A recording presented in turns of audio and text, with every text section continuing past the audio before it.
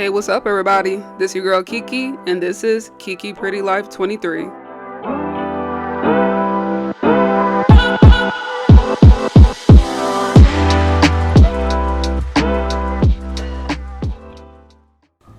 What's up everybody, this is your girl Kiki and welcome to my channel. If this is your first time here, don't forget to hit that subscribe button down below. I appreciate it. So I just wanted to show y'all one of my projects that I recently just finished, which is another sweater jacket of mine.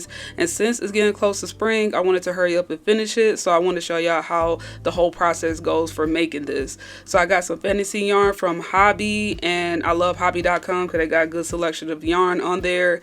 And I'm using the just 1 pound from Premier yarn, and it is their black yarn. And then I'm using a 4.0 millimeter crochet hook, and I pretty much alternated the colors in between. Now it wasn't intentional to do it this way, but since I only had 3 skeins of that purple yarn, I really wanted to stretch it out and really make this cardigan here. Now, for all my fellow crocheters out there who might ask, you know, what pattern I'm using, this and that, I really don't do patterns too much unless it's something that I never done before. So I pretty much freestyled this. So I just did 4 rows of purple and 4 rows of black, alternating in between using all single crochet stitches. So if you want to know what stitches I'm using, that's what I'm using. But this is the look of the back panel that I have worked on so far. So that's the back part of the cardigan there.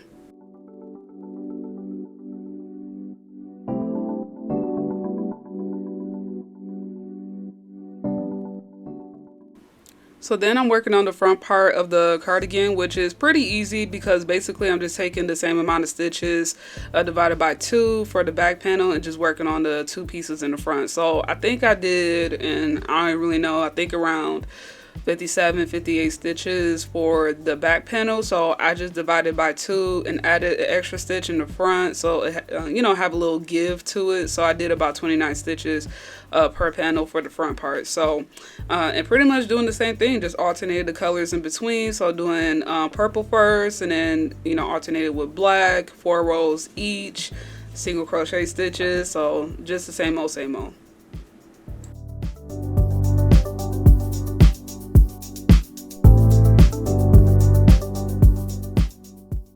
So this was the look of the 2 front panels once I was finished, and you can see I also created a slope on one of the sides because that's going to be the V collar. So I went ahead and did that for both of the sections as well. So pretty much I like the, you know, the little yellow ring that I put on that part, that's where I stopped at before I created the slope. So that's how it ended up looking once I put it together. And then I also went ahead and started crocheting the shoulder parts together. So that's what I'm doing right now, is the shoulder seams. And these little yellow markers that I put on just kind of helps, you know, tell me where to start and stop at, and where all my sections are at, and where I need to crochet. So pretty much just doing that, just like single crocheting again, but doing that for the shoulder seams.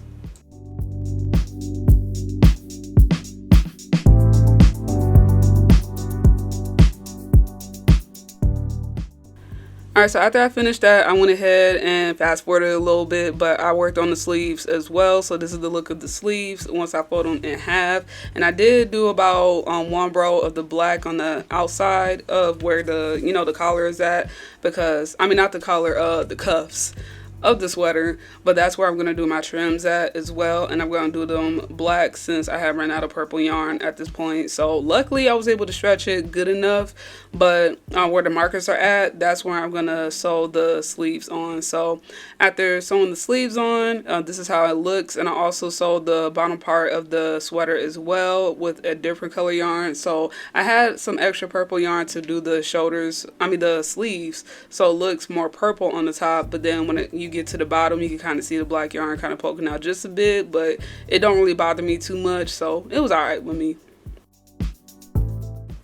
So then I started working on the trim. So I did it with all black yarn with that Premier black yarn that I had, and I'm just going all around the cuffs to create the trim look. And I start off with about 8 or 9 chains, and then, you know, once you start doing the stitches, then you subtract the chain. So it ended up being 8 total stitches throughout the whole cuff. So that's what I ended up doing for that.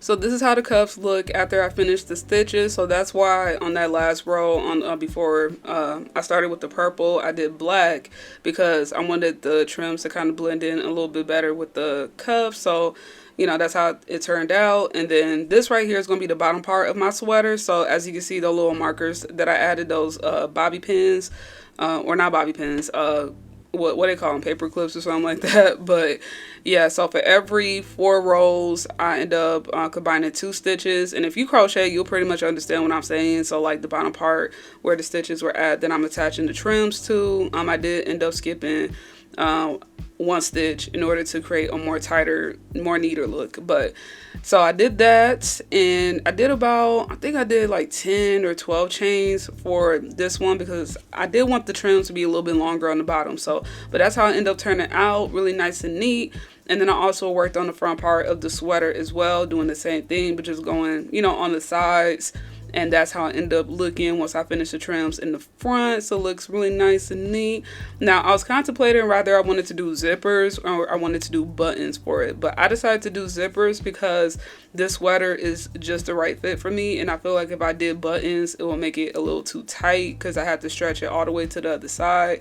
So I ended up deciding to do zippers for this.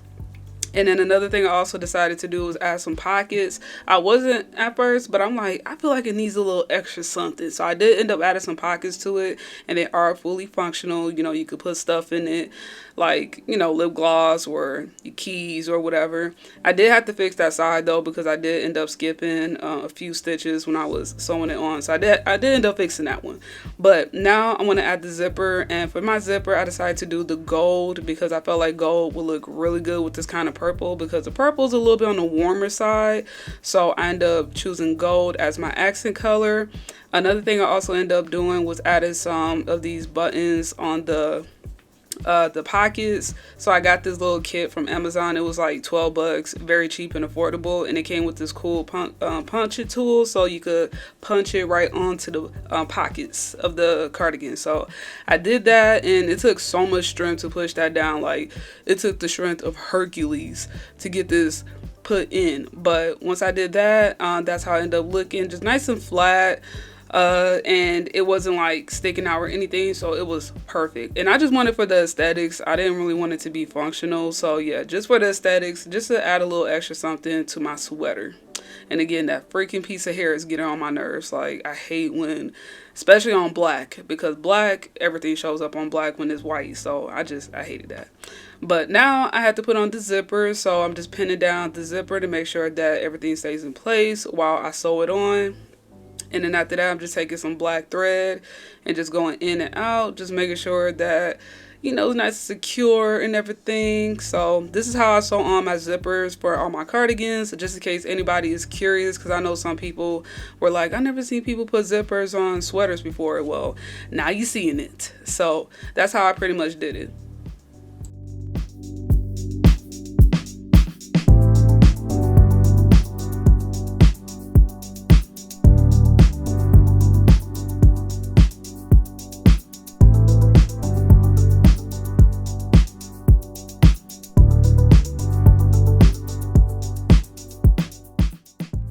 So this is the look of the sweater once I'm done putting the zipper on. So you can see I can zip it down pretty good.